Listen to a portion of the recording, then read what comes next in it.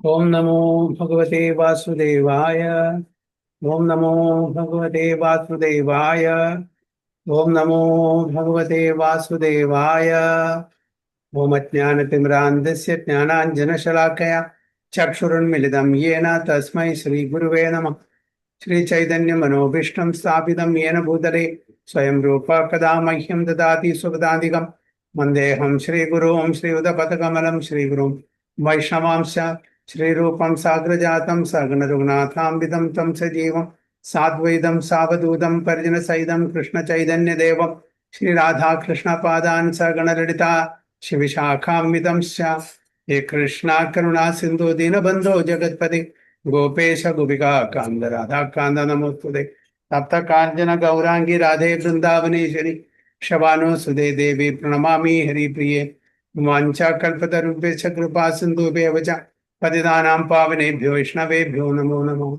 नमः ओं विष्णुपादाय कृष्णपृष्ठाय भूतले श्रीमते भक्तिवेदान्त स्वामिने नामिने नमस्ते सारस्वती देवे गौरवाणी प्रचारिणे निर्विशेष शून्यवादी पाश्चात्य देश तारिणे। जय श्री कृष्ण चैतन्य प्रभु नित्यानंद श्री अद्वैत गदाधर श्रीवासादि गौर भक्त वृंदा। हरे कृष्ण कृष्ण कृष्ण हरे हरे हरे राम राम राम हरे हरे। गुरुवे गौरचंद्राय राधिकाय तदालये कृष्णाय कृष्ण भक्ताय तद्भक्ताय नमो नमः। हरे कृष्ण हरि ओम तत्सत। നമ്മുടെ ഇന്ന് വായിക്കാൻ പോകുന്നത് ഭഗവത്ഗീത സിരീസ് അഞ്ചാമത്തെ അധ്യായം 18ാമത്തെ ശ്ലോകം മുതൽ.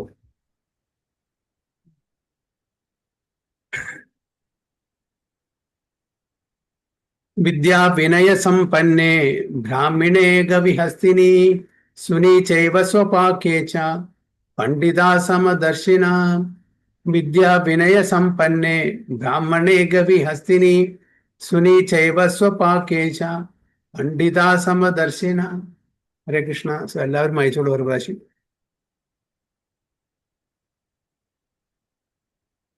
हरे कृष्ण प्रभु प्रणाम। विद्या विनय संपन्ने ब्राह्मणे गविहस्तिनि शुनि चैव स्वपाके च पंडिता समदर्शिनः। हरे कृष्ण। थैंक यू प्रभु जी। हरे कृष्ण। हरे कृष्णा।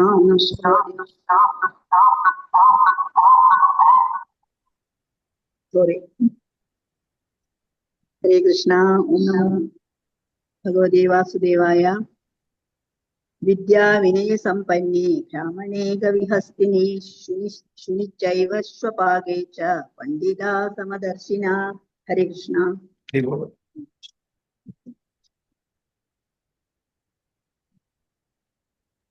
हरे कृष्णा। नमो भगवते वासुदेवाय। विद्या विनय संपन्ने ब्राह्मणे कविहस्तिनि शुनि चैव स्वपाके च पंडिता समदर्शिनः। हरे कृष्ण। हरे कृष्ण प्रभो। नमो भगवते वासुदेवाय। विद्या विनय संपन्ने ब्राह्मणे गविहस्तिनि शुनि चैव स्वपाके च पंडिता समदर्शिनः। हरे कृष्ण. എന്റെ വിവർത്തനം കൂടി വായിച്ചോളൂ. विवर्तनभावार्थं श्री श्री वेंकटेश सभा चरणारविंद भक्तिवेदांत स्वामी श्रील प्रभुपाद की जय. അറിവും വിനയവുമുള്ള ബ്രാഹ്മണനെയും പശുവിനെയും ആനയെയും നായയെയും നായ്മാംസം ഭക്ഷിക്കുന്ന ചണ്ടാലിനെയും സമദൃഷ്ടിയോടെയാണ് യഥാർത്ഥ ജ്ഞാനമുള്ളവരായ വിനയാന്വിതരായ പണ്ഡിതന്മാർ വീക്ഷിക്കുന്നത്. ഹരേ Krishna. Very good. The humble sages, by virtue of true knowledge, see with equal vision a learned and general Brahmana, a cow, an elephant, a dog, and a dog eater outcast. So, ഇത് വളരെ ശ്രേഷ്ഠമായിട്ടുള്ള മഹത്വമായിട്ടുള്ളൊരു ശ്ലോകമാണ്. എന്താണ് പറയുന്നത്? വിദ്യാ വിനയ സമ്പന്നെ ബ്രാഹ്മണെ ഗവി ഹസ്തിനി സുനി ചൈവ സ്വപാകേച്ച പണ്ഡിത സമദജ. വിദ്യ വിദ്യ നമുക്ക് എന്താണ്? Actually വിദ്യ എന്ന് പറഞ്ഞാൽ എന്താണ്? എന്താണ് വിദ്യ എന്ന് പറഞ്ഞാൽ? വിദ്യയുണ്ട്, അവിദ്യയുണ്ട്. വിദ്യ എന്താണ് ആക്ച്വലി?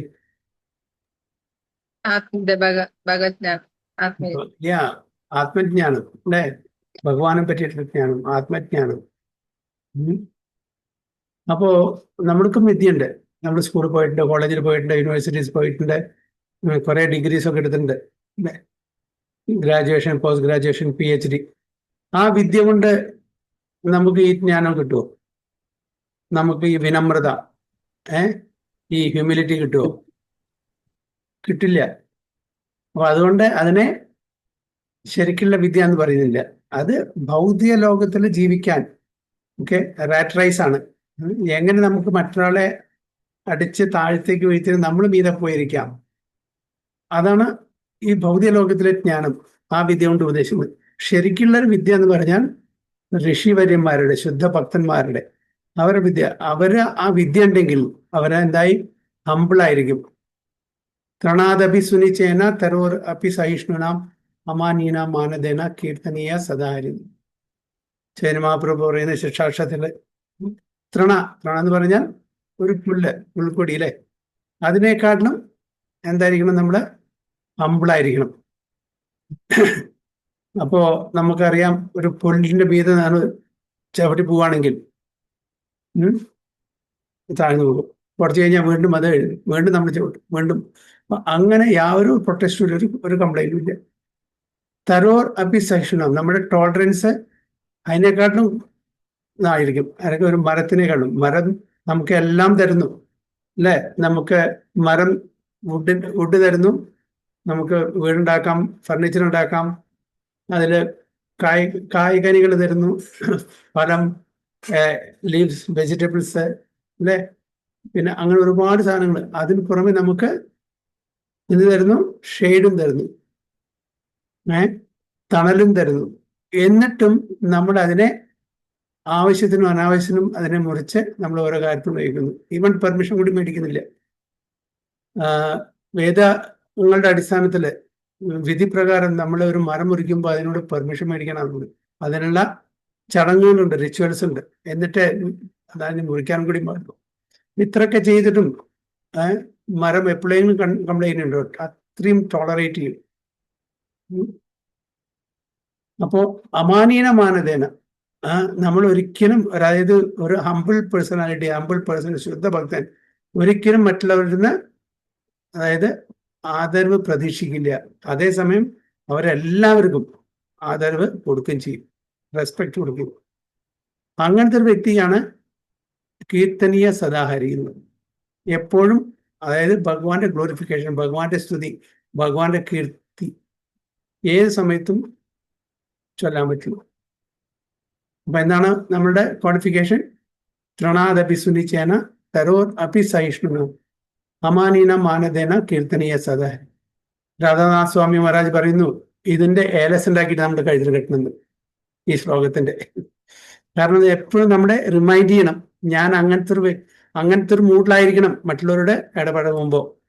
ഒരിക്കലും അറഗൻസ്, അഹങ്കാരം നമ്മുടെ തലയിൽ കയറാൻ പാടില്ല. ഞാൻ ഇന്ത്യനാണ്, ഞാൻ അമേരിക്കനാണ്, ഞാൻ ജാപ്പനീസ്, ഞാൻ ഡോക്ടറാണ്, ഞാൻ എഞ്ചിനീയറാണ്, ഞാൻ വെളുത്തിട്ടാണ്, ഞാൻ അതാണ്. അതായത് ഇതെല്ലാം നമ്മളുടെ ഉപാധികളാണ് ഈ ദേഹത്തിനുള്ളത്. ഇതെല്ലാം ക്ഷണികമാണ്, താൽക്കാലികമാണ്, പെട്ടെന്ന് പോവും. എത്രത്തോളം കാലം ഉണ്ടാവും? ഞാൻ ധനികനാണ്, ഇങ്ങനെ ഇതെല്ലാം ദേഹത്തിന്റെ ഉപാധികളാണ്. അപ്പൊ ഈ ദേഹത്തിന്റെ ഉപാധികൾ വന്നും പോയിക്കൊണ്ടിരിക്കും. അപ്പൊ ഇന്ന് ഞാൻ ധനികനായിരിക്കും, നാളെ പാപ്പറായിരിക്കും. മൂന്നാനം പറയുന്നില്ലേ? അധികം സമയമൊന്നും വേണ്ട, മാളിക പുലർത്തിട്ട് താഴെ ഇറങ്ങി വരാൻ. അതേപോലെ ഇപ്പോ അങ്ങനെയുള്ള ആ ഒരു വിദ്യ അല്ല അവിടെ പറയുന്നത്. ആ വിദ്യ കൊണ്ട് വിനയം ഉണ്ടാകണം. വിദ്യ കൊണ്ട് വിനയം ഉണ്ടാക്കിയിട്ടില്ലെങ്കിൽ ആ വിദ്യയല്ല. അതാണ് നമ്മുടെ സമ്പത്ത്. വിദ്യാവിനയ സമ്പന്നെ. ഒരു ബ്രാഹ്മണനെയും അതേപോലെ തന്നെ ഒരു പശുവിനെയും ഒരു ആനയെയും ഒരു നായയും ഒരു നായയെ തിന്നുന്ന ആളെയും ഒരേപോലെ ഈക്വലായിട്ട് കാണുക. നമ്മളൊരു വലിയൊരു കമ്പനിയുടെ ഫോർ എക്സാമ്പിൾ ഒരു പാർട്ടിക്ക് പോകാന്ന് വിചാരിക്കുക.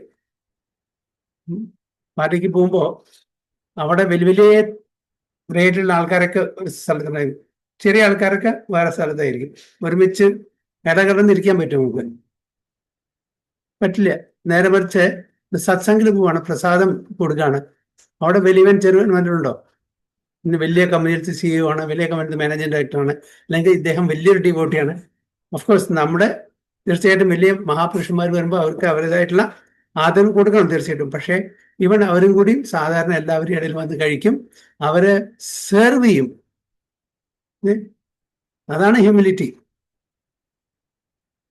നമ്മുടെ ഭൗതിക ലോകത്തിൽ അങ്ങനല്ല. ഒരു മിനിസ്റ്റർ, വലിയൊരു മിനിസ്റ്റർ വരികയാണെങ്കിൽ അവര് സാധാരണക്കാരുടെ ഇടയിൽ വന്നിട്ട് ഇടപഴകില്ല. പക്ഷെ ഈവൻ സിഖുകാരുടെ ഒക്കെ പോയിട്ടുണ്ടെങ്കിൽ അവിടെ അവരൊക്കെ അതിഥി മര്യാദ വളരെ നേരാണ്.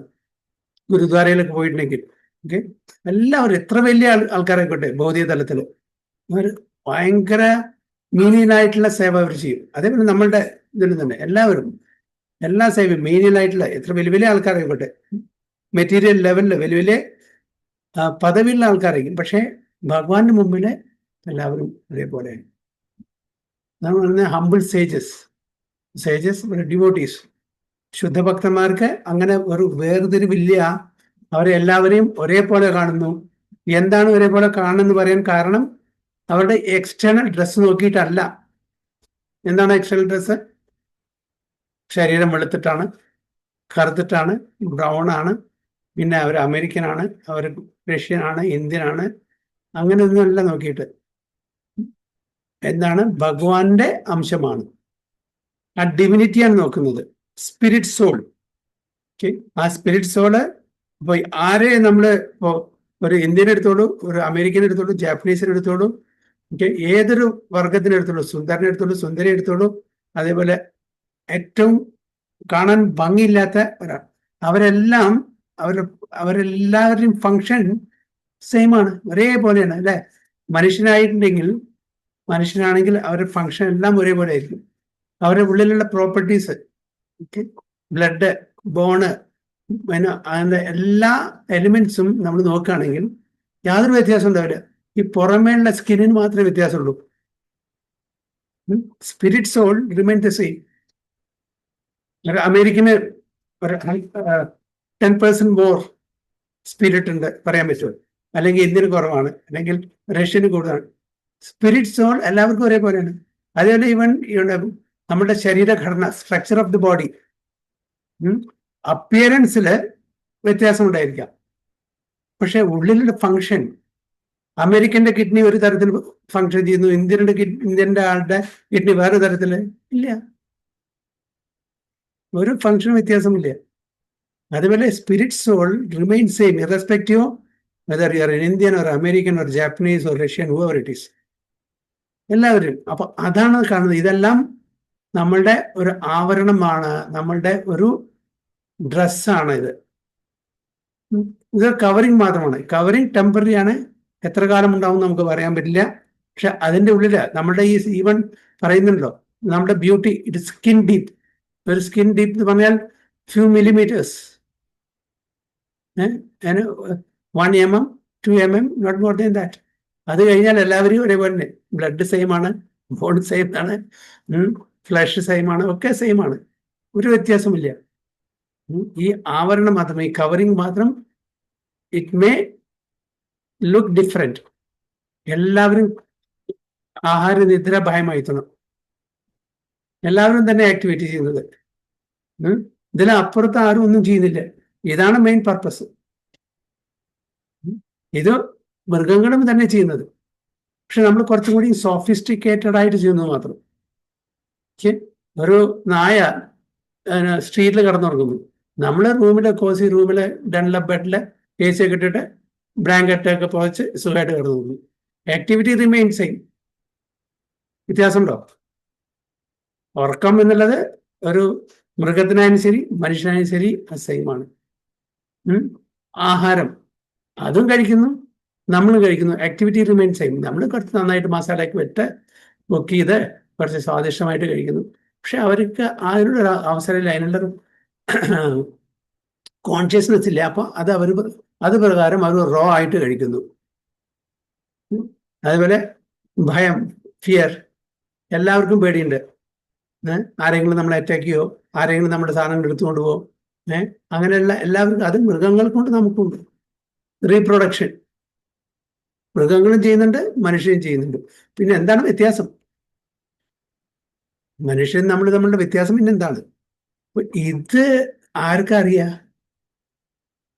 സാധാരണ ഓഫീസിൽ പോകുന്ന ആൾക്കാർക്ക് അറിയില്ല, സ്കൂളിലും കോളേജിലും യൂണിവേഴ്സിറ്റിയിലും എത്ര PhD എടുത്താലും ഈ കാര്യങ്ങളൊക്കെ അറിയില്ല. ഇവർക്ക് എങ്ങനെ കൂടുതൽ ഇന്ദ്രിയ തൃപ്തിക്ക് വേണ്ടിയിട്ട് ഇന്ദ്രിയ ഭോഗങ്ങൾ ചെയ്യാൻ പറ്റും, അത് മാത്രമേ പഠിപ്പിക്കുന്നുള്ളൂ. അപ്പൊ ഇത് ശരിക്കും അറിയണമെന്നുണ്ടെങ്കിൽ ആധ്യാത്മിക ജ്ഞാനമാണ്, അതിനാണ് വിദ്യ എന്ന് പറയുന്നത്. മറ്റത് അവിദ്യയാണ്. മറ്റേതെന്താണ്? അവിദ്യ. നമ്മളുടെ ശരീരത്തിനെ പരിപോഷിപ്പിക്കാൻ വേണ്ടിയിട്ടുള്ള ജ്ഞാനം, അതിന് കൂടുതൽ കൂടുതൽ ഇന്ദ്രിയ ഭോഗം കൊടുക്കാനുള്ള ജ്ഞാനം. പക്ഷെ ആധ്യാത്മിക ജ്ഞാനമാണ് ശരിക്കുള്ള അറിവ്. അതിന് സ്കൂളിലും പോകണ്ട, കോളേജിലും പോകണ്ട, ഒന്നും വേണ്ട. നമ്മുടെ ഭഗവത്ഗീതയും ഭാഗവതം വായിച്ചാൽ അത് ശരിക്കും പറഞ്ഞു തരാൻ ഒരാളുണ്ടെങ്കിൽ, അതായത് മുമ്പത്തെ കാലത്തെ ഗുരുകുല വിദ്യാഭ്യാസം ധാരാളം മതി. അവിടെ ഹൈലി ടെക്നിക്കൽ കാര്യങ്ങളൊന്നും പഠിപ്പിക്കേണ്ട ആവശ്യമില്ല. അവിടെ മന്ത്രങ്ങളും അതേപോലെ മറ്റ് പല ഇൻസ്ട്രക്ഷൻസും, വേദങ്ങളിലത്തെ ഇൻസ്ട്രക്ഷൻസ്, ധർമാർത്ഥ കാമമോക്ഷ അവിടെയുണ്ട്. വേദങ്ങളിലും പറഞ്ഞിട്ടുണ്ട്. എല്ലാ ഫീൽഡ് ഓഫ് നോളജും ഉണ്ട്, എല്ലാ ബ്രാഞ്ചസ് ഓഫ് നോളജും ഉണ്ട് വേദങ്ങളിലും. ഇനിയിപ്പോൾ അതിന് താല്പര്യം ഉണ്ടെങ്കിൽ, ഫോർ എക്സാമ്പിൾ നമുക്ക് സ്ഥാപത്യ ശാസ്ത്രം പഠിക്കണം, ആർക്കിടെക്ചർ, അതുമുണ്ട്. അതേപോലെ ആയുർവേദം, മെഡിസിൻ അത് പഠിക്കണം, അതുമുണ്ട്. ഡിഫൻസിന്റെ വേണം, അതുമുണ്ട്. പൊളിറ്റിക്സ് വേണം, അതുമുണ്ട്. ആസ്ട്രോളജി വേണം, അതുമുണ്ട്. ആസ്ട്രോണമി വേണം, ഉണ്ട്. അപ്പൊ ഈ എല്ലാ ഫീൽഡ് ഓഫ് നോളജും നമ്മുടെ ഉണ്ട്. പക്ഷെ അത് പഠിപ്പിക്കുന്ന വിധം, എന്തിനാണ് പഠിക്കുന്നത്, അതുകൊണ്ട് ആ പഠനം കൊണ്ട് ഒരു വ്യക്തി ഒരു അഹങ്കാരിയാവുന്നില്ല. എത്രത്തോളം നമ്മൾ ഈ ആധ്യാത്മിക ജ്ഞാനം നേടുന്നുവോ അത്രത്തോളം നമ്മൾ താഴ്ന്നു പോകും. Humility, humbleness. നമ്മൾ ഒരു ചൊല്ലില്ലേ, നിറകുടം തുളുമ്പില്ല, അല്ലേ? അതേപോലെ. അപ്പൊ അങ്ങനത്തെ ഒരു വിദ്യ ഉള്ള ബ്രാഹ്മണനാണ് പറയുന്നത്. ഒരു പണ്ഡിതനെയാണ് പറയുന്നത്. വിദ്യാവിനയ സമ്പന്നെ ബ്രാഹ്മണേ ഗഹവി അസ്തിനി സുനി ചൈവ സ്വപാക്കേച്ച പണ്ഡിത സമദർശന. അപ്പൊ പണ്ഡിതന്മാരെ അവരെല്ലാവരും ഈക്വലായിട്ട് കാണുന്നു. അത് അവർ ശരീരത്തിന്റെ അടിസ്ഥാനത്തിലല്ല, എന്ത് ഡ്രസ്സ് അവർ ധരിച്ചു അതിന്റെ അടിസ്ഥാനത്തിലല്ല. നമ്മളിപ്പോ ഒരാള് നല്ല സൂട്ടും കോട്ടൊക്കെ ഇട്ട് വന്നാൽ ഉടനെ വിളിച്ചെടുത്ത് ആദരിക്കും, ഇരിക്കും, കാപ്പി വേണോ ചായ വേണോ എന്നൊക്കെ വിളിക്കും.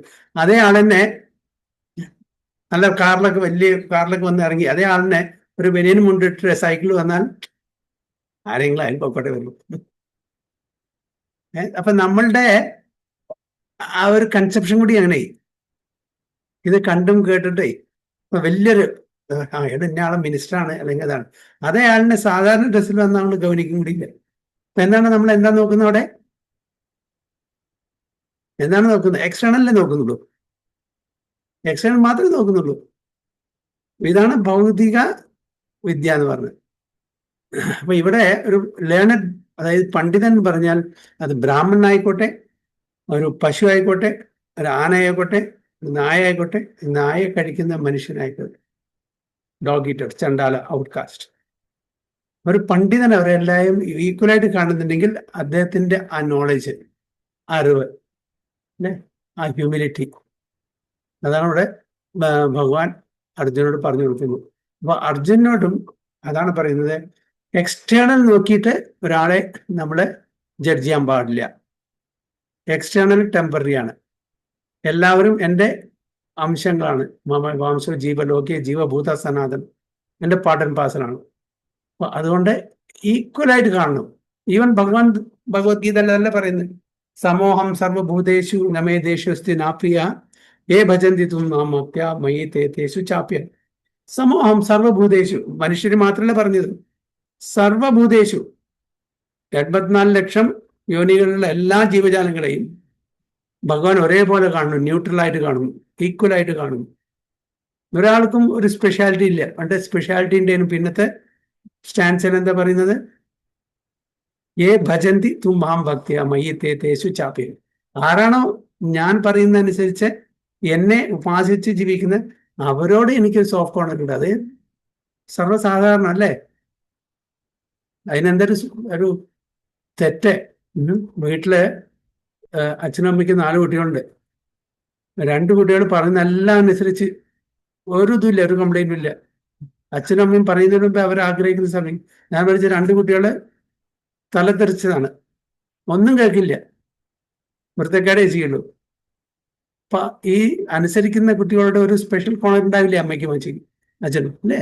സർവ്വസാധാരണമാണ്, അതിൽ യാതൊരുമില്ല. അതുകൊണ്ടാണ് ഭഗവാന്റെ ആ ഒരു പാർഷ്യാലിറ്റി ആണെങ്കിലും കൂടിയിട്ട് ഈ ഇംപാർഷ്യലി പാർഷ്യൽ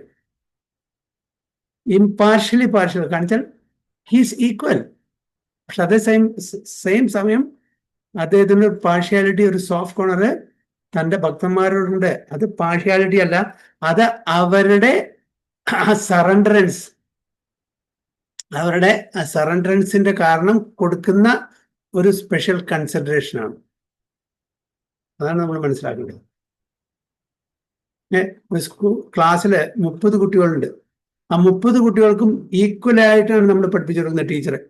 ഒരു കുട്ടിക്ക് സ്പെഷ്യലായിട്ട് പഠിപ്പിച്ചു കൊടുക്കുന്നില്ല, എല്ലാവർക്കും ഈക്വലായിട്ട് പഠിപ്പിച്ചു കൊടുക്കുന്നത്, എല്ലാവർക്കും അല്ലെ, എല്ലാവരും ഒരേ ക്ലാസ്സിലാണ്. പക്ഷെ ചില കുട്ടികൾ അറ്റൻറ്റീവ് ആയിരിക്കും, ചില കുട്ടികൾ അറ്റൻറ്റീവ് ആവില്ല, ചില കുട്ടികൾ ഒബീഡിയൻ്റ് ആയിരിക്കും, ചില കുട്ടികൾ ഡിസൊബീഡിയൻ്റ് ആയിരിക്കും. അപ്പോൾ ഒബീഡിയൻ്റ് ആയിട്ടുള്ള കുട്ടികൾ ക്ലാസ് വർക്കും ഹോംവർക്കും ഒക്കെ നന്നായി ചെയ്യും, പരീക്ഷയ്ക്ക് നന്നായി പ്രിപ്പയർ ചെയ്യും, ഒരു നല്ല മാർക്ക് മേടിക്കും. ചില കുട്ടികൾ ഒന്നും പഠിക്കില്ല, അവർ പറഞ്ഞത് അനുസരിക്കില്ല, അവർ ക്ലാസ്സിൽ തോൽക്കുകയും ചെയ്യും. അപ്പൊ ടീച്ചർക്ക് ആരോടായിരിക്കും കൂടുതൽ ഇഷ്ടം?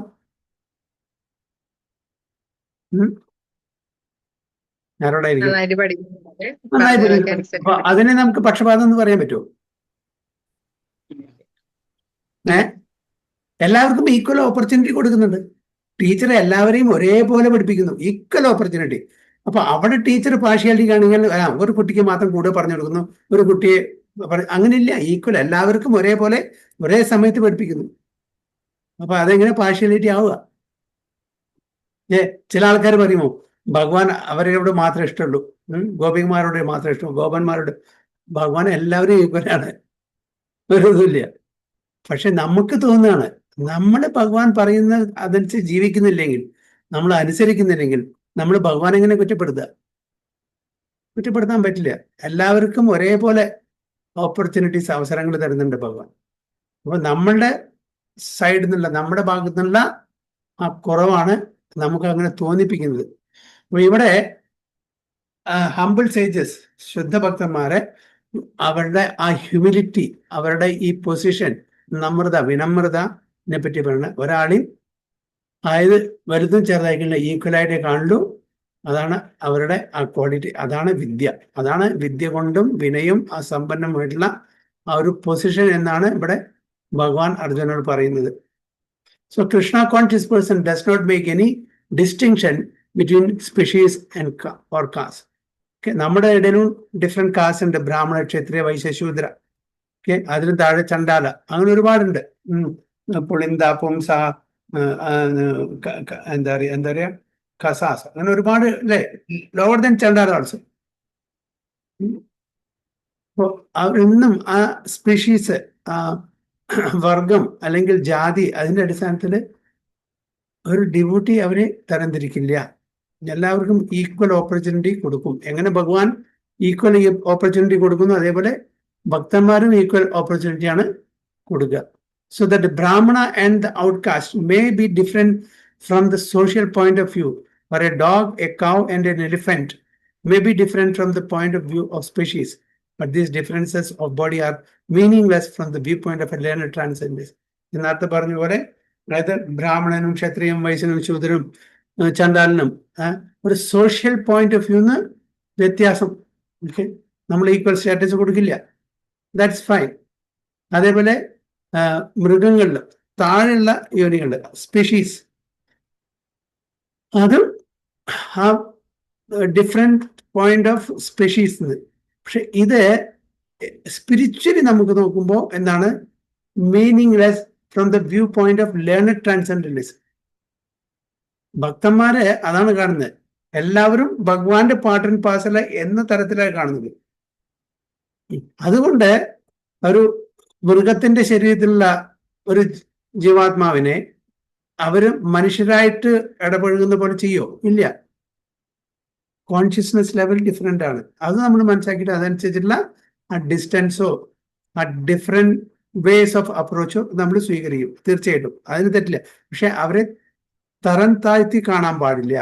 അവരും ഭഗവാന്റെ മക്കളാണ്.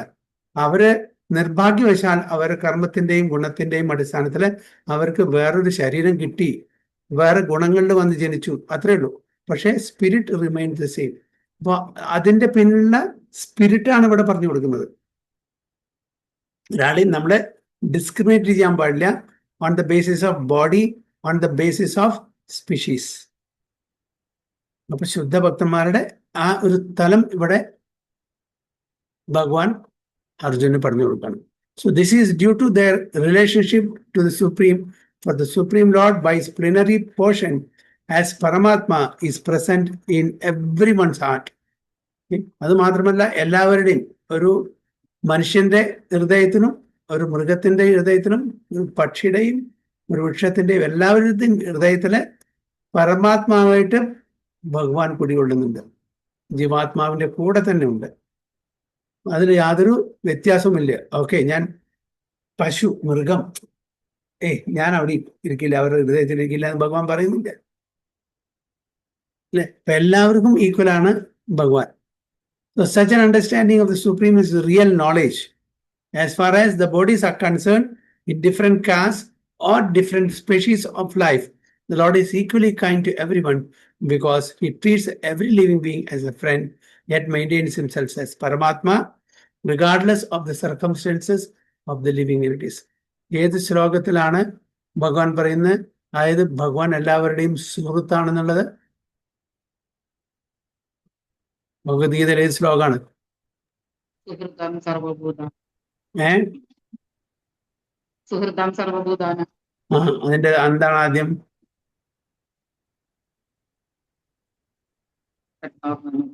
ഭോക്താറാം യജ്ഞതപസാം സർവലോകമഹേശ്വരം സുഹൃദം സർവഭൂതാനാം ജ്ഞാത്വാമാം ശാന്തിരച്ചത്. അപ്പോ സുഹൃദം സർവഭൂതം, മനുഷ്യരുടെ സുഹൃത്തം എന്നല്ല പറഞ്ഞിരിക്കുന്നത്, സർവഭൂതാനാം, എല്ലാ ലിവിങ് എൻറ്റിറ്റീസിന്റെയും, എല്ലാ ജീവാത്മാക്കളുടെയും. അവിടെ ഭഗവാൻ പറഞ്ഞിട്ടില്ല ഞാൻ മനുഷ്യർ മാത്രം സുഹൃത്താണ്. നമ്മളാണ് പറയും നമ്മളെ മനുഷ്യരുടെ സുഹൃത്താണ്. കാരണം സെയിം കാറ്റഗറി, സജാതീയ, നമ്മൾ സെയിം ജാതി, സെയിം ഗ്രൂപ്പാണ്. എനിക്ക് ഒരു എന്താ പറയാ, സിംഹത്തിന്റെ സുഹൃത്താവാൻ പറ്റുമോ? ഇല്ലെങ്കിൽ പറ്റില്ല. I will keep distance. കാരണം വെച്ചാൽ നമ്മുടെ സെയിം ജാതിയല്ല, സജാതിയല്ല. യെസ്, എങ്കിലും അവരെ ഭഗവാന്റെ പാർട്ട് ആൻഡ് പാർസലായിട്ട് കാണുന്നത് ഒരു ശുദ്ധ ഭക്തന്റെ തലത്തിലേക്ക് ഞാൻ വളരുമ്പോൾ അതാണ് ഇവിടെ പറയുന്നത്. പണ്ഡിതൻ വ്യത്യസ്തമായി കാണില്ല. പക്ഷെ അവര് നമ്മളുടെ സജാതിയെ ആ കൂട്ടത്തിൽ നമുക്ക് ഒരുമിച്ച് ജീവിക്കാൻ പറ്റില്ല. ആ ഒരു ഡിസ്ക്രിമിനേഷനുള്ള ബുദ്ധി നമുക്ക് ഭഗവാൻ തന്നിട്ടുണ്ട്.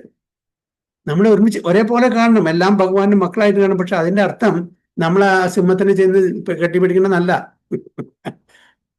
അങ്ങനെ അപ്പൊ എന്താ പറയും? സിംഹം മഹാപ്രസാദേ ഗോവിന്ദേ നാമ ബ്രാഹ്മണെ വൈഷ്ണവേ പറയും അല്ലേ?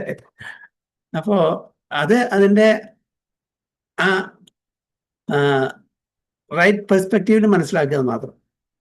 നമ്മളെന്താ അവരെ തരം താഴ്ത്തി കാണും. അവർക്ക് സോൾ, ചില ഫിലോസഫിന് മൃഗങ്ങൾക്ക് സോളില്ല, ആത്മാവില്ല. അവരെ കട്ട് ചെയ്തിട്ട് കഴിക്കാം, ഭക്ഷണം കഴിക്കാം എന്ന് വരെ പറയുന്നുണ്ട് അല്ലെ. I love animals but I kill them and eat. So what sort of love is this? ഞാൻ ഒരാളെ സ്നേഹിക്കുന്നുണ്ടെങ്കിൽ അവരെ ഒന്ന് തിന്നാൻ പറ്റുമോ? ഇതാണ് സ്നേഹം. I love animals. പക്ഷെ എന്താണ് അവർ ചെയ്യുന്നത്? അവർ സ്ലോട്ടർ ഹൗസിൽ പോയിട്ട് എന്നെ കൊന്ന് എന്നെ മാംസം കഴിക്കുന്നത്. So what sort of love is this? ഇതാണ് ഇവിടെ നമ്മൾ മനസ്സിലാക്കേണ്ടത്. ഭഗവാൻ എല്ലാവരുടെയും ഹൃദയത്തില് സുഹൃതം സർവഭൂതാനാം എന്ന് പറയുന്നത് എല്ലാവരും ഹൃദയത്തിലുണ്ട്.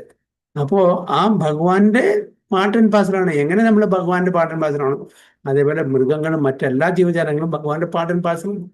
അപ്പോ ആ ഭഗവാന്റെ മക്കളാണ് നമ്മളെല്ലാം. എഗെയിൻ നിർഭാഗ്യവശാൽ അവർക്ക് ഒരു വ്യത്യസ്തമായിട്ടുള്ള ശരീരം കിട്ടി, നമുക്ക് കുറച്ച് ഉയർന്ന ശരീരം കിട്ടി, അത്രേ ഉള്ളൂ. വേറൊരു വ്യത്യാസമുണ്ട്. അപ്പൊ അങ്ങനെ ഭഗവാന്റെ മക്കളെ, സിബ്ലിങ്സ് ഒരു അച്ഛനും അമ്മയ്ക്കും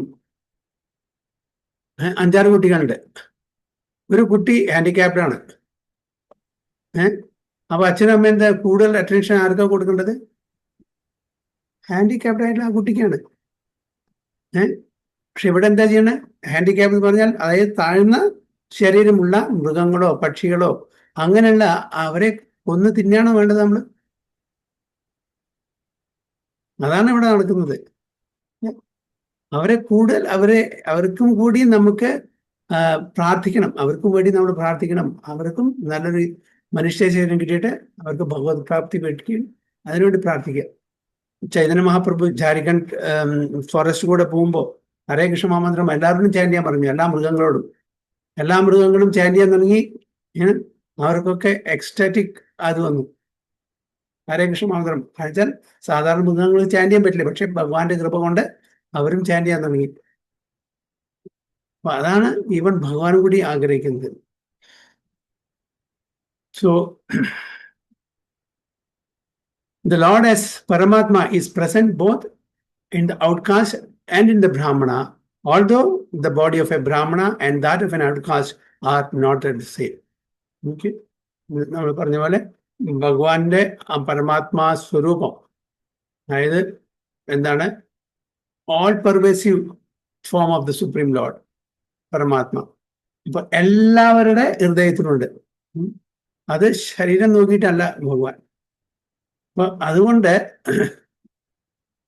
the Lord as Paramatma is present both in the outcast and the Brahmana, although the body of a Brahmana and that of an outcast are not the same. ശരീരം ഒന്നല്ലെങ്കിൽ കൂടിയിട്ട് ആ സ്പിരിറ്റ്, അത് ജീവാത്മാവായിക്കോട്ടെ അല്ലെങ്കിൽ പരമാത്മാവായിക്കോട്ടെ, രണ്ടും എന്താണ് സച്ചിദാനന്ദമാണ്.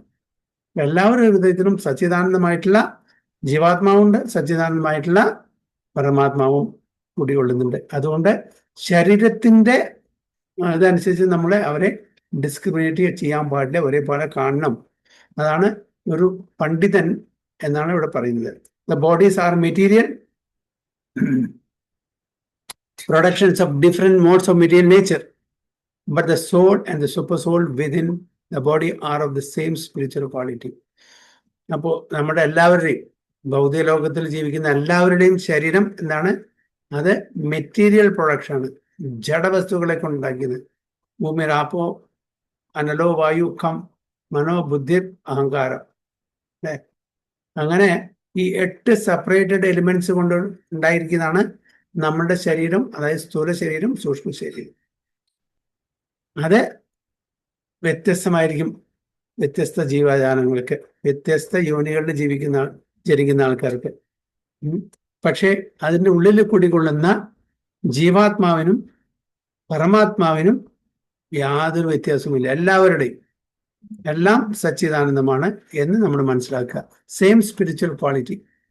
The similarity in the quality of the soul and the super soul, however, does not make them equal in quality, for the individual soul is present only in that particular body, whereas the Paramatma is present in each and every body. നമ്മുടെ രണ്ടും സച്ചിദാനന്ദമാണ്, ജീവാത്മാവും പരമാത്മാവും സച്ചിദാനന്ദമാണ്. പക്ഷേ it doesn't mean that both are same on equal level നമുക്ക് കാണാൻ പറ്റില്ല. ഇപ്പോൾ 1 gram ഗോൾഡും 1 ton ഗോൾഡും രണ്ടും same quality ആണെങ്കിലും രണ്ടും ക്വാണ്ടിറ്റിയിൽ ഡിഫറെന്റ്, രണ്ടിനും ഒരേപോലെ കാണാൻ പറ്റില്ല. അതേപോലെ തന്നെ നമ്മുടെ ജീവാത്മാ individual soul is limited, okay, that is infinitesimal, and super soul is infinite. അതാണ് പറയുന്നത്. ക്വാണ്ടിറ്റിയിൽ വ്യത്യാസമുണ്ട്. ഒരിക്കലും നമ്മളെ രണ്ട് ഒരേ ഘടകങ്ങളാണെങ്കിലും കൂടിയിട്ട് ആ സ്ട്രക്ചർ സച്ചിദാനന്ദമാണ്, രണ്ടും ജീവാത്മാവും പരമാത്മാവും. പക്ഷെ ഒരേപോലെ കാണില്ല. One is Vibhu, other one is Anu. Great and what do you call small. Anu എന്ന് പറഞ്ഞാൽ we are the smallest and Vibhu is the greatest. ആ വ്യത്യാസം. അപ്പൊ രണ്ടുപേരെയും, പരമാത്മാവിനെയും ജീവാത്മാവിനെയും ഒരേപോലെ നമുക്ക് കാണാൻ പറ്റില്ല. ജീവാത്മാവ് അതിൻ്റെ ഇൻഫ്ലുവൻസ് എന്താണ്, ലോക്കലി മാത്രമേ ഉള്ളൂ, വിത്തിൻ ദിസ് ബോഡി. നമ്മുടെ ഇൻഫ്ലുവൻസ് വിത്തിൻ ദിസ് ബോഡി. എൻ്റെ ശരീരത്തിൽ എന്താ നടക്കുന്നത് എനിക്ക് മാത്രമേ അറിയുള്ളൂ, മറ്റുള്ളവർക്ക് അറിയില്ല, ഭഗവാൻ ഒഴികെ. അതേപോലെ നിങ്ങളുടെ ശരീരത്തിൽ എങ്ങനെയാണ് ഫങ്ഷൻ ചെയ്യുന്നത്, എന്താ നടക്കുന്നത്, നിങ്ങളുടെ മൈൻഡ് എന്താണ്, ഇതൊന്നും എനിക്കറിയാൻ പറ്റില്ല, ഭഗവാൻ ഒഴികെ. ഓക്കെ, അപ്പൊ നമ്മളുടെ ലോക്കലൈസ് ആണ്, നമ്മളുടെ ജീവാത്മാവിന്റെ ആ ഇൻഫ്ലുവൻസ് ലോക്കലൈസ് ആണ് വിത്തിൻ ദ ബോഡി, അതും ലിമിറ്റഡ് ആണ്. അത് നമ്മളുടെ ശരീരത്തിൽ എങ്ങനെ ഇതെല്ലാം ഫങ്ഷൻ ചെയ്യുന്നത്, നമ്മുടെ ബുദ്ധി, നമ്മുടെ മനസ്സ്, നമ്മുടെ ശരീരം, ഇതെങ്ങനെ ഫങ്ഷൻ ചെയ്യുന്നത് കംപ്ലീറ്റ് നമുക്കറിയില്ല. ഓ, ഭക്ഷണം കഴിക്കുന്നുണ്ട്, ഇതിന്റെ ഉള്ളിൽ കിടക്കുന്ന ആ പ്രോസസ്സ് നമുക്ക് ഡീറ്റെയിൽ ആയിട്ട് അറിയില്ല. ചില ഫീൽഡിൽ അങ്ങനെ മെഡിക്കൽ സ്റ്റുഡൻസ് അവരൊക്കെ അത് പഠിച്ചുകൊണ്ട് അവർക്ക് കുറച്ച് അറിയായിരിക്കും, പക്ഷെ 100% അവർക്കും അറിയില്ല. അപ്പോൾ നമ്മളുടെ നോളേജ് ലോക്കലി മാത്രമേ ഉള്ളൂ, ഇന്റർനാഷണൽ ഇല്ല, അത് ലിമിറ്റഡ് ആണ്. പക്ഷെ ഭഗവാന്റെ എന്താണ്, ഭഗവാൻ പരമാത്മാവിന്റെ രൂപത്തിലെ എല്ലാവരുടെയും കൂടിയും എല്ലാം ആറ്റംസിലും പ്രസന്റ് ആയതുകൊണ്ട് ഭഗവാൻ every nook and corner of his creation he knows what's happening, past present and future. നമുക്ക് ലോക്കലൈസർ ആണ് നമ്മളുടെ ഇൻഫ്ലുവൻസ്, അതിലും നമുക്ക് ലിമിറ്റഡ് ആയിട്ട് അറിയുള്ളൂ. അതാണ് ഇവിടെ വളരെ പ്രത്യേകമായിട്ട് എടുത്ത് പറയുന്നത്. For the individual soul is present only in that particular body, whereas the Paramatma is present in each and every body. A Krishna conscious person has full knowledge of this, and therefore he is truly learned and has equal vision.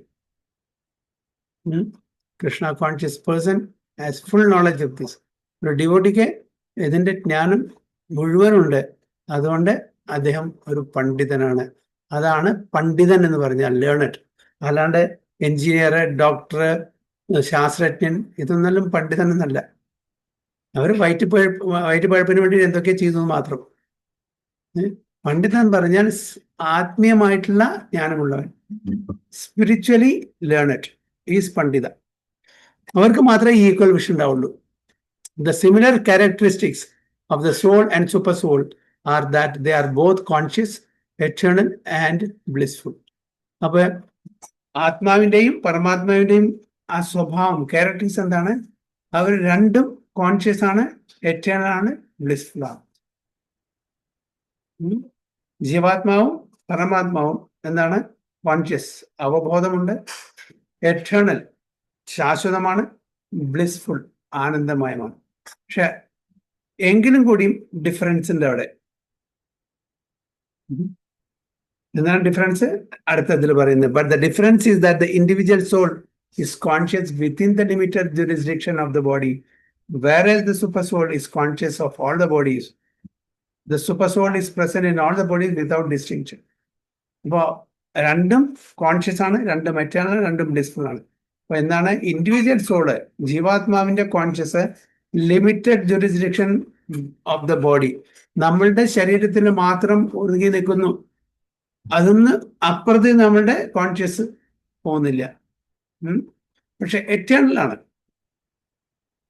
Blissful ആണ്. അപ്പൊ ഭഗവാൻ 100% blissful ആണെങ്കിൽ നമ്മൾ അതിന്റെ പാട്ടാവുമ്പോൾ ഭഗവാന്റെ പോലെ bliss നമുക്ക് അനുഭവിക്കാൻ പറ്റില്ല. എറ്റേണിറ്റി രണ്ടും സെയിം ആണ്. കോൺഷ്യസ് അതിലും ഡിഫറൻസ് ഉണ്ട്. രണ്ടുപേർക്കും കോൺഷ്യസ് ഉണ്ട്, രണ്ടുപേർക്കും എറ്റേണിറ്റി ഉണ്ട്, രണ്ടുപേർക്കും ബ്ലിസ് ഉണ്ട്. അപ്പോൾ എറ്റേണിറ്റി അതിന് എറ്റേണൽ ആണ്, ഭഗവാൻ അതിന് യാതൊരു സംശയമില്ല. We were there, we are here and we will be there. So eternity point of view നമ്മൾ ഒന്നാണ്. Conscious and blissful point of view there is difference. We are small and he is great. But the difference is that the individual soul is conscious within the limited jurisdiction of the body, whereas the super soul is conscious of all the bodies. പരമാത്മാവ് എല്ലാ ശരീരത്തിലെയും കാര്യങ്ങളും, എല്ലാ ജീവജാലങ്ങളുടെ കാര്യങ്ങളും, അവരുടെ മനസ്സും അവരുടെ പ്ലാൻസും അവരുടെ കഴിഞ്ഞ ജന്മത്തിന്റെയും വരാൻ പോകുന്ന ജന്മത്തിന്റെയും ഇതെല്ലാം ആർക്കറിയാം? പരമാത്മാവിനറിയാം. ലിമിറ്റ് ചെയ്യാൻ പറ്റില്ല. Without distinction in all bodies. Without distinction പറഞ്ഞാൽ ഇത് മൃഗമാണ്, ഇത് പക്ഷിയാണ്, ഇത് എന്താ പറയാ വൃക്ഷമാണ്, ഇത് മനുഷ്യനാണ്, അതുകൊണ്ട് ഞാൻ അതിലിരിക്കില്ല, അതിൽ അങ്ങനെയൊന്നുമില്ല. എല്ലാവരിലും ഈക്വലായിട്ട് പരമാത്മാവ് കുടികൊള്ളുന്നു, അവരെ ഗൈഡ് ചെയ്തും കൊണ്ടിട്ട്, അവരുടെ ആഗ്രഹങ്ങളെയും കാര്യങ്ങളെല്ലാം സാങ്ഷൻ ചെയ്തുകൊണ്ട് അവർ കൊള്ളുന്നു. സോ ഇതാണ് ഈ ശ്ലോകത്തിന്റെ വിദ്യാവിനയ സമ്പന്നെ ബ്രാഹ്മണേക വിഹസിനി സുനിചൈവ സ്വപാക്കേച പണ്ഡിത സമദർശന എന്നുള്ളത്. ഓക്കെ, എന്തെങ്കിലും ക്വസ്റ്റ്യൻസ് ഓർ കമന്റ്സ്?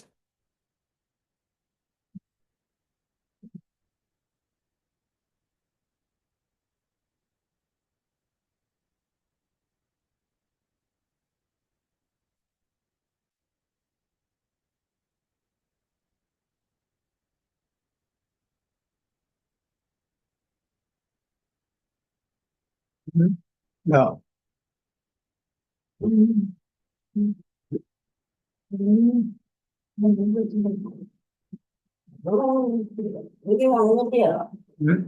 ഇല്ലെങ്കിൽ അടുത്ത ശ്ലോകത്തിലേക്ക് പോവാം. നമുക്ക് 19. ഇഹൈവ തൈർജിതഃ സർഗോ യേഷാം സാമ്യേ സ്ഥിതം മനാം നിർദോഷം ഹി സമം ബ്രഹ്മ തസ്മാത് ബ്രഹ്മണി തേ സ്ഥിതാം. ഇഹൈവ തൈർജിതഃ സർഗോ യേഷാം സാമ്യേ സ്ഥിതം മനാം നിർദോഷം ഹി സമം ബ്രഹ്മ തസ്മാത് ബ്രഹ്മണി തേ സ്ഥിതാം. മഞ്ജു മാതാജി.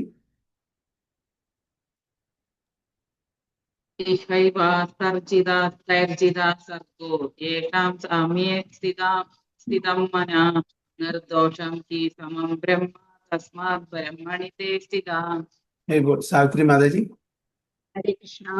ഇഹൈവ തൈർജിതഃ സർഗോ യേഷാം സാമ്യേ സ്ഥിതം മനഃ നിർദോഷം ഹി സമം ബ്രഹ്മ തസ്മാത് ബ്രഹ്മണി തേ സ്ഥിതാ. ഹരേ കൃഷ്ണ. ഓക്കെ, റോഷി മാതാജി. ഹരേ കൃഷ്ണ പ്രഭു. നമോ ഭഗവതേ വാസുദേവായ. ഇഹൈവ തൈർജിതഃ സർഗോ യേഷാം സാമ്യേ സ്ഥിതം മനഃ നിർദോഷം ഹി സമം ബ്രഹ്മ തസ്മാത് ബ്രഹ്മണി തേ സ്ഥിതാ. രജനി മാതാജി. ഹരേ കൃഷ്ണ പ്രഭുജി. ഇഹൈവ തർജിത സർഗോ യേഷാം സാമ്യേ സ്ഥിതം മനഃ നിർദോഷം ഹി സമം ബ്രഹ്മ തസ്മാത് ബ്രഹ്മണി തേ സ്ഥിതാഃ. ഹരേ കൃഷ്ണ. ഓക്കെ, സിനി മാതാജി. ഹരേ കൃഷ്ണ പ്രഭുജി. ഇഹൈവ തർജിതഃ സർഗോ യേഷാം സാമ്യേ സ്ഥിതം മനഃ നിർദോഷം ഹി സമം ബ്രഹ്മ തസ്മാത് ബ്രഹ്മണി തേ സ്ഥിതാ. അതിന്റെ വിവർത്തനം കൂടി വായിച്ചോളൂ മാതാജി. ആരുടെ മനസ്സ് സമഭാവനയിൽ ഉറച്ചു നിൽക്കുന്നുവോ അവർ ജനന മരണാവസ്ഥയെ ജയിച്ചു കഴിഞ്ഞു. അവർ ബ്രഹ്മത്തെ പോലെ ദോഷമറ്റവരാണ്. അതുകൊണ്ട് അവർ ബ്രഹ്മപദസ്ഥരുമാണ്. ഹരേ Krishna. Very good. Those whose minds are established in sameness and equanimity have already conquered the conditions of birth and death. They are flawless like Brahman, and thus they are already situated in Brahman.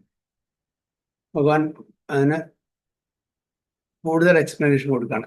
അപ്പൊ ഇങ്ങനെ പണ്ഡിതന്മായിട്ടുള്ള വിദ്യാവിനയ സമ്പന്ന ബ്രാഹ്മണി കവയസ്ഥനി സുനി ചൈവ സ്വപാകേജ പണ്ഡിത, അങ്ങനെയുള്ള പണ്ഡിതന്മാർ ഈക്വലായിട്ട് കാണുന്നവരെല്ലാവരെയും അവരുടെ മനസ്സ് സെയിംനെസ്, ഈക്വാനിമിറ്റി അതിൽ already ഉറപ്പിച്ചു കഴിഞ്ഞു. അപ്പോൾ they have conquered the conditions of birth and death. അവർക്ക് ഒരു പുനർജന്മം ഇനി ആവശ്യമില്ല. അവര് ആ തലത്തിലേക്ക് ഉയർന്നു കഴിഞ്ഞു. ഏത് തലത്തിലേക്ക്? പുനർജന്മം ഇല്ലാത്ത ആ തലത്തിലേക്ക്. So they have become realized. They have become pandita. They have become self-realized. നമ്മൾ മാത്രമാണ്, അതായത് സെൽഫ് റിയലൈസ് അല്ലാത്ത ആൾക്കാർ മാത്രമാണ് അങ്ങനെ ഒരു വ്യത്യസ്തമായിട്ട് എനിക്ക് മാത്രമേ ആത്മാവുള്ളൂ, എനിക്ക് മാത്രമേ ഇവിടെ ജീവിക്കാനുള്ള അവകാശമുള്ളൂ, ഇതെല്ലാം എനിക്ക് വേണ്ടിയിട്ടാണ്. അങ്ങനെയുള്ള ആൾക്കാരെ സ്വന്തം ഇന്ദ്രിയ തൃപ്തിക്ക് വേണ്ടിയിട്ട് മറ്റുള്ളവരെ ബലി കഴിക്കുന്ന ആൾക്കാരെ അവർക്ക് ജനന മരണ ചക്രത്തിലൂടെ വീണ്ടും വീണ്ടും കടന്നു പോകേണ്ടി വരും. അതേപോലെ പണ്ഡിതന്മാർക്ക്, ശുദ്ധഭക്തന്മാർക്ക് അവർ ഓൾറെഡി ഈ ബർത്ത് ആൻഡ് ഡെത്തിനെ കോൺകർ ചെയ്ത് കഴിഞ്ഞു. അവർക്ക് വീണ്ടും ഈ ലോകത്ത്, ഈ ഭൗതിക ലോകത്ത് ജന്മം എടുക്കേണ്ട ആവശ്യമില്ല. നതത് ഭാഷയതേ സൂര്യോ ന ശശാങ്കോ ന പാവക യത് തത്വാനനിവർത്തന്തി തദ്ദു. ഒരു പ്രാവശ്യം അവിടെ പോയി കഴിഞ്ഞാൽ പിന്നെ വരേണ്ട ആവശ്യമില്ല. അപ്പൊ ഈ ജന്മത്തിൽ നമുക്ക് ലിബറേഷൻ കിട്ടിക്കഴിഞ്ഞു, ശുദ്ധ ഭക്തനായി നമ്മുടെ ഭഗവത് ധാമിൽ പോയി ഭഗവത് സേവനം തുടങ്ങി അവിടെ.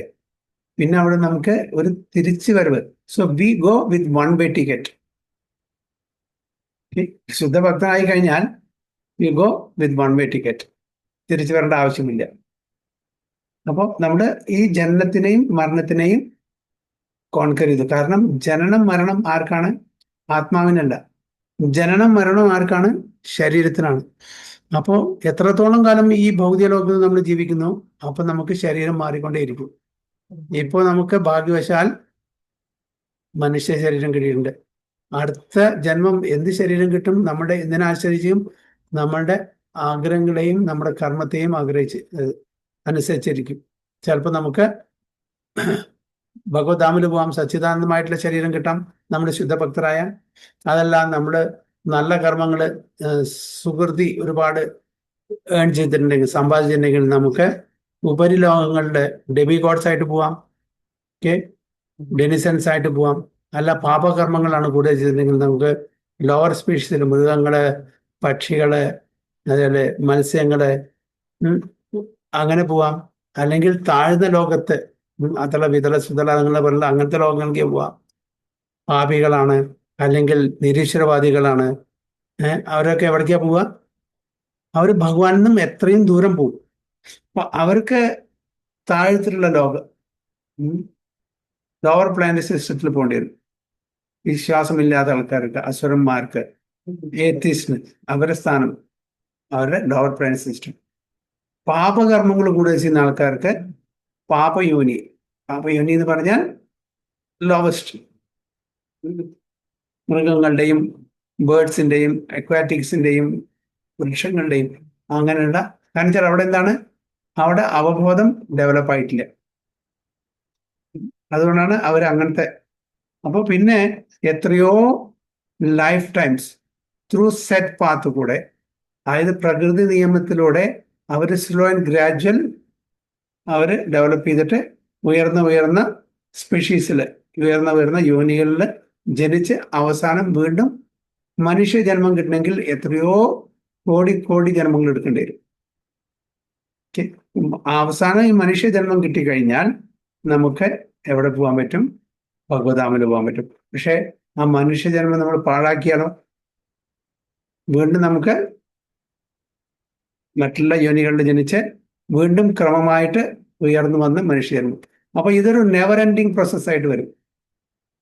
അപ്പൊ ഈ മനുഷ്യജന്മം നമ്മൾ ഇപ്പൊ അത് ഉപയോഗിക്കുകയാണ്, ശരിക്കും നമ്മൾ ഉപയോഗിക്കുകയാണെങ്കിൽ നമുക്ക് ഈ ജന്മത്തിൽ തന്നെ പരംധാമിലേക്ക് പോകാൻ പറ്റും, ഭഗവാന്റെ ധാമിലേക്ക് പോകാൻ പറ്റും. അവിടെ ഒരു പ്രാവശ്യം പോയി കഴിഞ്ഞാൽ ഞാൻ നേരത്തെ പറഞ്ഞ പോലെ വൺ വേ ടിക്കറ്റാണ്, തിരിച്ചു വരണ്ട, റിട്ടേൺ ടിക്കറ്റ് ആവശ്യമില്ല. നമ്മൾ ഒരു രാജ്യത്ത് നിന്ന് മറ്റൊരു രാജ്യത്തിലേക്ക് പോകുമ്പോൾ പാസ്പോർട്ട് വേണം, വിസ വേണം, റിട്ടേൺ ടിക്കറ്റ് വേണം. കാരണം they will make sure that we go back after the period of the visa. അല്ലേ? സിംഗിൾ ടിക്കറ്റോട് പോകാൻ പറ്റില്ല. പക്ഷെ നമ്മൾ വൈകുണ്ഠത്തിലേക്ക് ലിബറേഷൻ കഴിഞ്ഞിട്ട് മുക്തി കിട്ടി പോവുകയാണെങ്കിൽ one way ticket, Vaikuntha aeroplane വരും, നമ്മളെ കൊണ്ടുപോകും. അല്ലെങ്കിൽ യമരാജാവിന്റെ കിങ്കരന്മാർ വരും, നമ്മളെ വരുതി കെട്ടി കൊണ്ടുപോകും. അവിടുത്തെ ജഡ്ജ്മെന്റും പണിഷ്മെന്റ് എല്ലാം കഴിഞ്ഞാൽ പിതൃ ലോകത്തിൽ കൊണ്ടുപോയിട്ട് നമ്മളെ വെക്കും. നമുക്ക് സട്ടിൽ ബോഡി ആയിരിക്കും. നമ്മൾ എന്നിട്ട് വെയിറ്റ് ചെയ്യണം എപ്പോഴാണ് നമുക്ക് ശരീരം കിട്ടുക എന്നുള്ളത്. പിതൃലോകം ഒരു ലോഞ്ചാണ്, വെയിറ്റിംഗ് ലോഞ്ചാണ്. നമ്മളിങ്ങനെ കാത്തിരിക്കുകയാണ് എപ്പോഴാണ് നമ്മളുടെ, അതായത് നമ്മുടെ മക്കളോ ആരാണ് നമ്മുടെ ഡിപ്പെൻഡൻസ് ആയിരുന്നു അവരെ ആ ശ്രാദ്ധവും മറ്റതും കാര്യങ്ങളൊക്കെ ചെയ്ത് നമുക്ക് ആ ഒരു പുണ്യം തന്ന് ശരീരം എപ്പോഴാണ് കിട്ടാൻ നമ്മൾ കാത്തിരിക്കുകയാണ്. പിതൃലോകത്ത് ആൻസസ്റ്റേഴ്സ്. എന്നിട്ട് നമുക്ക് കുറെ കാലം കഴിയുമ്പോൾ നമുക്ക് അങ്ങനെ ഇത് കിട്ടും. അപ്പൊ ഇത് ഈവൻ പറയുന്നത്, അതായത് നമ്മുടെ ശരീരത്തില് ഒരു കുട്ടി ജനിക്കാതെ പറഞ്ഞാൽ ഒരു കമ്പനിയിൽ വേക്കൻസി ഉണ്ട്. ഓക്കെ, ഒരു വേക്കൻസിയാണ്. ഫോർ എക്സാമ്പിൾ ഒരു അക്കൗണ്ടന്റ്, ഒരു അക്കൗണ്ടന്റ് വേക്കൻസിയാണ്. എത്ര ആപ്ലിക്കേഷൻ വരും? ആയിരക്കണക്കിന് ആപ്ലിക്കേഷൻ വരും. കാരണം അത്രയും ഇവിടെ ജോലിക്ക് ബുദ്ധിമുട്ടാണ്. ഒരു ജോലിക്ക് ആയിരക്കണക്കിന് ആപ്ലിക്കേഷൻ വരും. എല്ലാവർക്കും ജോലി കിട്ടുമോ കമ്പനിയിലത്തെ അക്കൗണ്ടന്റ് ആയിട്ട്? ഒരാൾക്കേ ഉള്ളൂ. ഈ ആയിരക്കണക്കിൽ നിന്ന്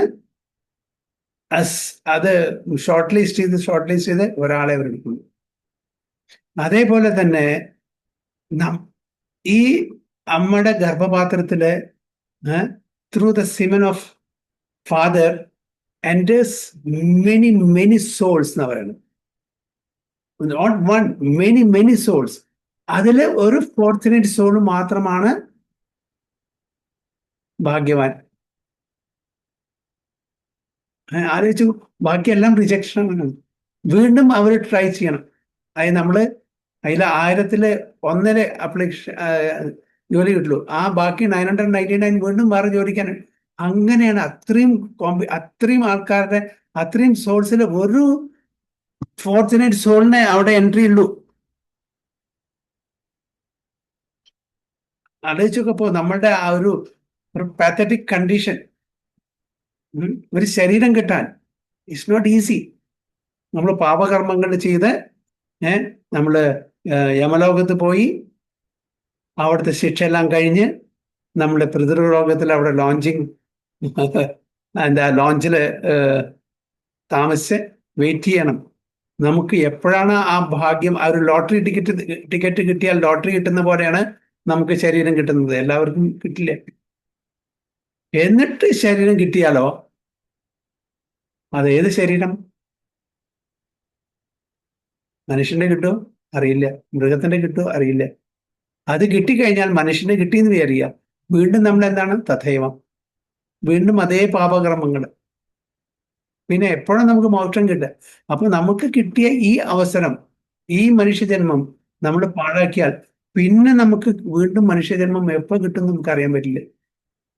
We have to go through the whole process again. 84 lakh species കൂടെ വീണ്ടും കടന്നു പോകേണ്ടി വരും മൾട്ടിപ്പിൾ ടൈംസ്. അതുകൊണ്ടാണ് ഈ മനുഷ്യജന്മം എന്ന് പറഞ്ഞാൽ it's very very rare, very very rarely achieved. So equanimity of mind, as mentioned above, is the sign of self-realization. Those who have actually attained to such a stage should be considered to have conquered material conditions, specifically birth and death. As long as one identifies with the body, he is considered a conditioned soul, but as soon as he is elevated to the stage of equanimity through realization of self, he is liberated from conditioned life. അപ്പൊ നമ്മുടെ ശരീരമായിട്ട് നമ്മൾ identify ചെയ്യുമ്പോൾ we are condition, liberated അപ്ലവ, അതായത് equanimity, എല്ലാം ഒരേപോലെ ആ തലത്തിലേക്ക് നമ്മൾ വരുമ്പോൾ we are liberated. So in other words, he is no longer subject to take birth in the material world, but can enter in to the spiritual sky after his death.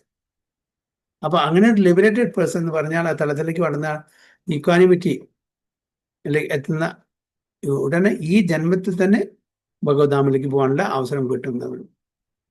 So the lord is flawless because he is without attraction of hatred.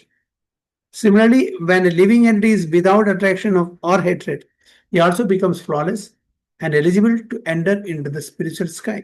Such persons are to be considered already liberated and their symptoms are described below. അപ്പോൾ liberated പേഴ്സൺസിന്റെ systems ഇവിടെ താഴെ കൊടുത്തിട്ടുണ്ട്, അതാണ് അവിടെ പറയുന്നത്. അപ്പോൾ Lord is without attraction or hated. നമ്മെ ദേഷ്യസ്തി നാ പ്രിയ അല്ലേ, ഒരു ഹേറ്റഡും ഇല്ല, ഒരു പ്രിയവും ഇല്ല. അവർ ഭഗവാൻ ന്യൂട്രൽ ആണ്, അതാണ് പറയുന്നത്. അതേപോലെ ഒരു ശുദ്ധഭക്തനും ആ തലത്തിലായിരിക്കും. സെയിം ലോർഡിന്റെ ക്വാളിറ്റി കിട്ടും. അതായത് മുക്താവസ്ഥയിലാണ് പറയുന്നത്, ബദ്ധാവസ്ഥയിലല്ല. മുക്താവസ്ഥയിലുള്ള ഒരു വ്യക്തി ഭഗവാനെ പോലെ ആയിരിക്കും, വിതൗട്ട് അട്രാക്ഷൻ ഓർ ഹേറ്റ്രഡ്. ഒരാളെയും ഹേറ്റ് ചെയ്യില്ല. So he also becomes flawless, ഒരു തെറ്റും വരത്തില്ല. And eligible to enter with spiritual sky, ആധ്യാത്മ ലോകത്തിലേക്ക് പോകാനുള്ള ആ ഒരു എലിജിബിലിറ്റി, യോഗ്യതയും അവരുണ്ടാവും. Such persons are to be consider already liberated. അങ്ങനത്തെ വ്യക്തികളെ നമ്മളെ മുക്താത്മാക്കള് എന്ന് മനസ്സിലാക്കണം. And their symptoms are this. ആ മുക്താത്മാക്കളുടെ സിംറ്റംസ്, ലക്ഷണങ്ങൾ എന്താണെന്ന് അടുത്ത ശ്ലോകത്തിൽ ഭഗവാൻ പറയുന്നു എന്നാണ്. സോ അടുത്ത ശ്ലോകം 20 നമുക്ക് അടുത്ത ക്ലാസ്സിൽ. സോ വാഞ്ചാകൽപതരുഭ്യശ്ച കൃപാസിന്ധുഭ്യവച പതിതാനാം പാവനേഭ്യോ വൈഷ്ണവേഭ്യോ. अनंतकोटि वैष्णव की जय, श्रील प्रभुपाद की जय, गुरु महाराज की जय, ताई गो प्रेमानंदे हरि बोल। हरे कृष्ण।